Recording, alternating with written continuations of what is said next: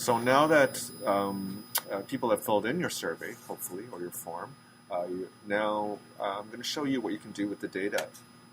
Okay, in my Google Docs, you'll see that I've got my files sorted from last modified, but you can sort it any way you want, from the style or last opened by me, and etc. Also, the search is really amazing. So, for instance, if I just search on survey, it'll come up instantly. One of the fastest searches I've ever used. And this is the one that I was using, so when I go into it, you'll see quite a few people submitted their data, 42, which is pretty awesome.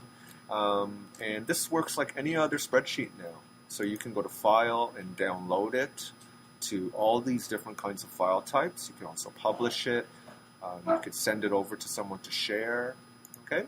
And this is one thing that I use a lot in the simple sorting function per column.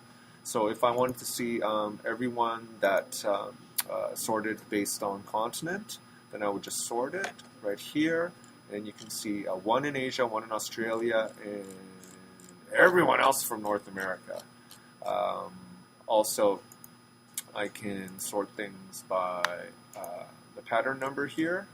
Okay, so a lot of different ones. Okay, and I can sort it any way I want, and just immediately sorts it for me. So, yeah, that's pretty fantastic. And that's how you read it. That's how you deal with it.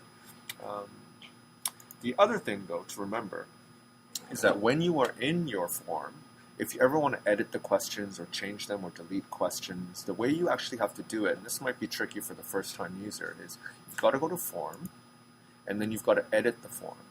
Okay? This is also a place where you can go to the live form, okay, or embed the form in a web page, which is pretty cool.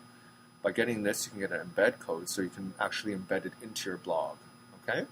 But by clicking Edit Form, you can go back to the original setup to change things around and so on. Okay? So that's how Google Forms works.